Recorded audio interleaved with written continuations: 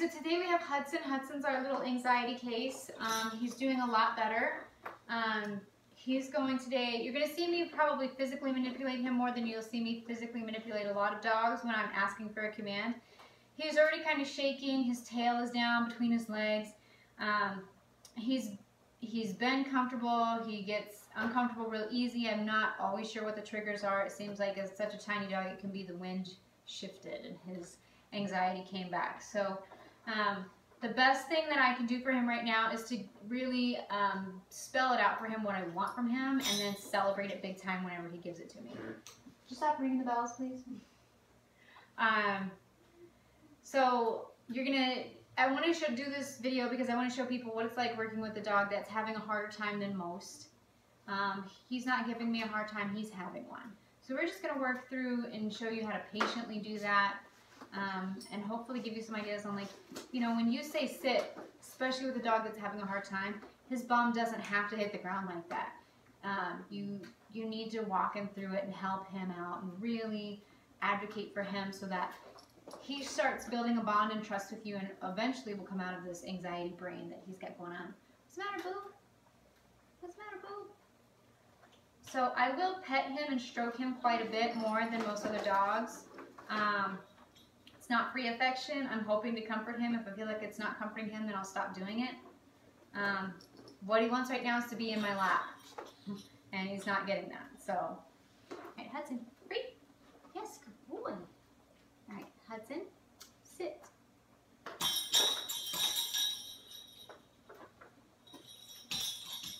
Would you stop, please? Ignore the elephant in the room back there. So, going to use leash pressure. We're not sitting. Make sure our tiny leash is as high up on the neck as we can get it. He's not interested in food, so we're just going to go into physically manipulating with pressure. Yes. It's going to come up. Yes. Really? Nope.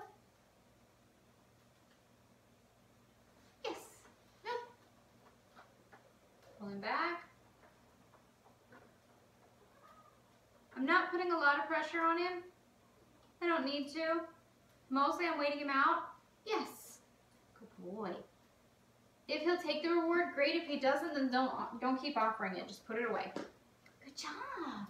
But part of the reward for him is going to be how to get this pressure off his body, and that's going to be complying with the skill. So, I mean, you can see clearly this tail is between the legs. He's just having a hard time. So we still want to work him through it. I still want to teach him, you know, life is full of stress and stressful situations, so you're going to have to work through it.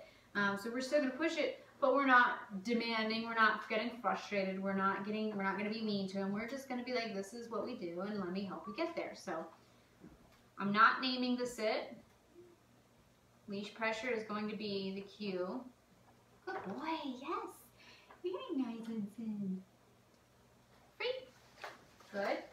Now he doesn't know, he doesn't really understand what free means yet, but we're just going to continue saying it anyways.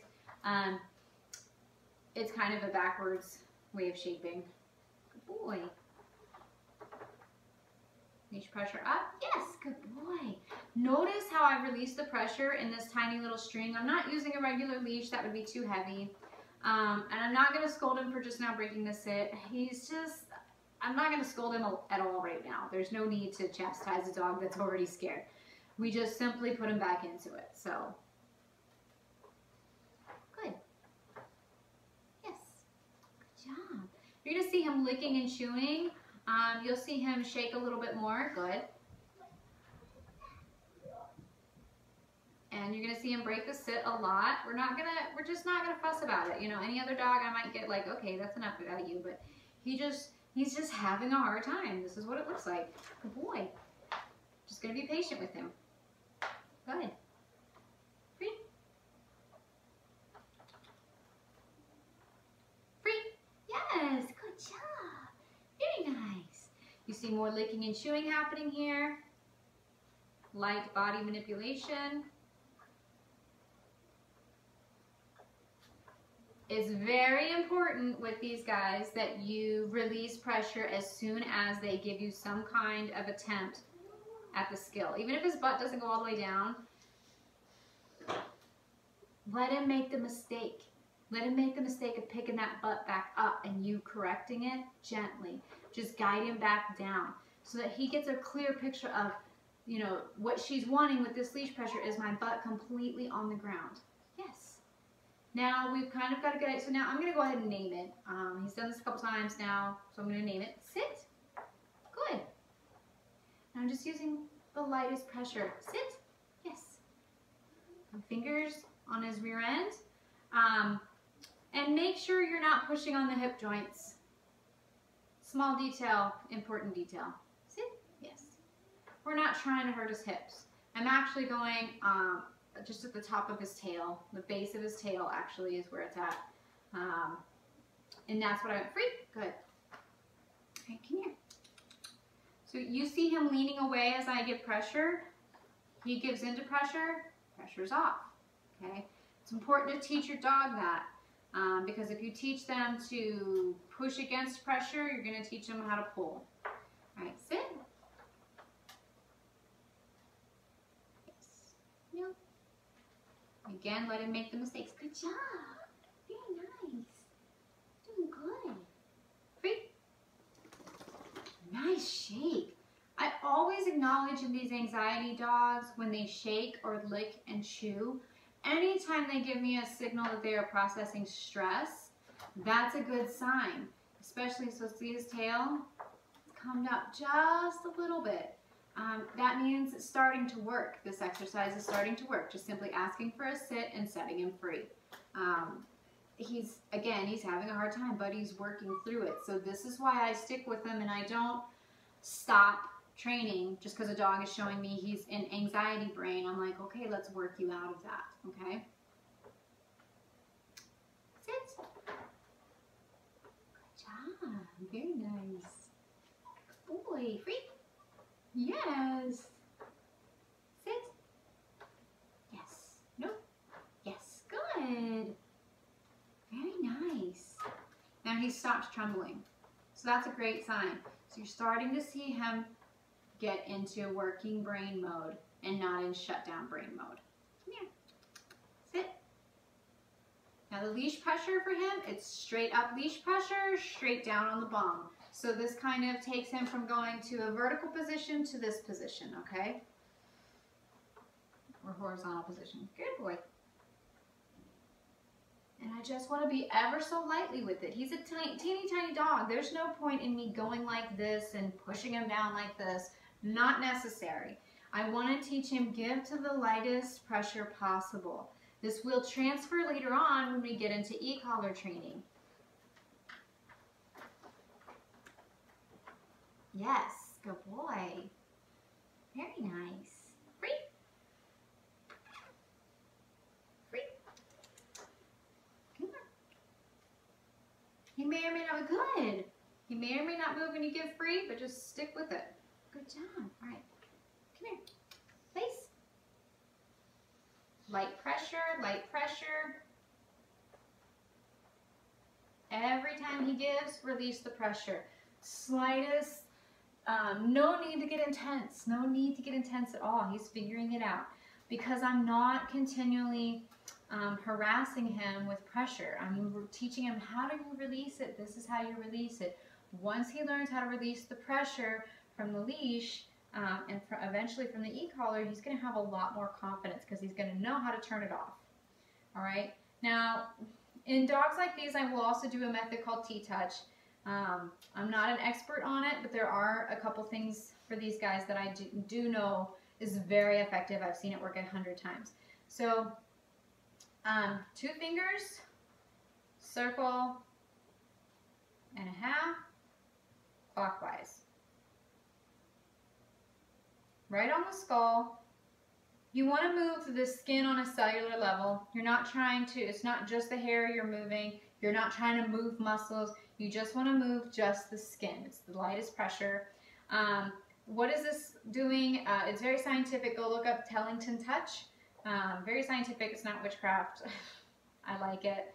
But this is one of the exercises I do on the brain, especially after they've processed a lot of stress. Just kind of wake up their mind a little bit. Like, look, you processed a lot of stress. Let's get it out. Let's open it up. And let's continue on with our exercise. Free. Good boy.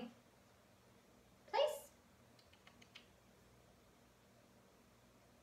Yes, good job. Now, you remember I'm not using treats. Why? Because he wasn't responding. He wasn't taking them. I had a high value treat right in his face and he didn't want it. Treats aren't always going to work for you. That's okay. Find a way for that dog. Figure out what he needs. Just because you know how to use treats or just because you know how to use e-collar doesn't mean that that's going to work for every dog. You've got to figure out what the dog in front of you needs. So for Hudson, it's just spelling it out with leash pressure and body manipulation, and then he'll figure it out. Hudson, come on. Breathe. Good job. Hudson, sit.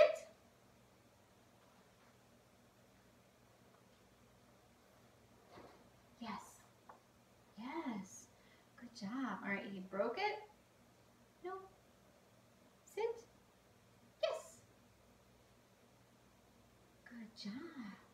I'm not worried about the fact that I asked him for a sit when his body was this way and he turned it this way. I'm not going to get into the details right now. We're just trying to get some confidence built up on the skills here. Sit. Yes. Very nice. Sit. Now, as you've done this time and again, nope, nope, nope, nope. Just turn him around. Yes. Get to where you do leash pressure first and then pressure on the rear end. Yes. Eventually what you want to do is just the leash pressure. And eventually you want it to just be the command. Sit. Leash pressure, bum pressure. Yes. Good. Breathe. Sit. Leash pressure, bum pressure. Yes. Good job. And again, you see his little mouth working. He's licking and chewing. He's like, ah, it's starting to process. We like that. Free. Good. Hudson, sit. Leash pressure. Yes. Pressure back on. Yes. Very nice. Good. All right, free. So that's what it looks like working with a dog that's got some anxiety. Just a very small picture of what this looks like. I'm probably going to work him another 5 minutes and then he's going to be exhausted because his brain has been through a lot. He's had to process from anxiety to a thinking brain to working on a skill he wasn't so sure about. We've seen him yawn, licking and chewing, and shake his body. These are all signs he's processed some stress today. Not all stress in life is bad. It's a good thing.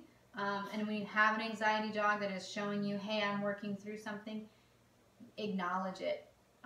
It's a very important part of dog training that we acknowledge, hey, I saw that stress. I'm proud of you for working that out.